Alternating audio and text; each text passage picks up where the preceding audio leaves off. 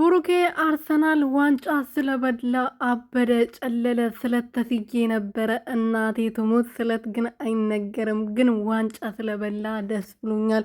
እኔ ራሴን መቆጣጠር አቅቶኛል። ምን እንደማረግ ራሱ ግራ ገብቶኛል እያለ እያበደ ቲክቶክ ላይ ይገኛል ማለት ነው።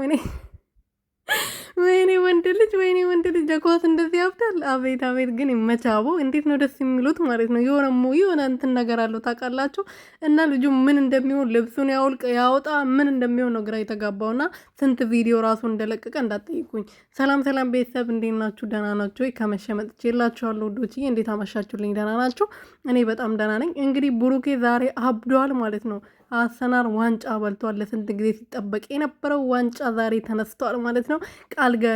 ስለት ተስዬ ነበር። ስለት ባይነገርም እነግራችኋለሁ። ግን በእመቤቴ ማርያም ስለት ገብቼ ነበር። እመቤቴ ያላሳፈረችኝም ብላለች። ሁል ጊዜ አታሳፍርቅ፣ የለመንከውን ሁሉ ትስጥቅ የኔ ውድ ወንድም ማለት ነው። የሀይሚዬ ጠንበለል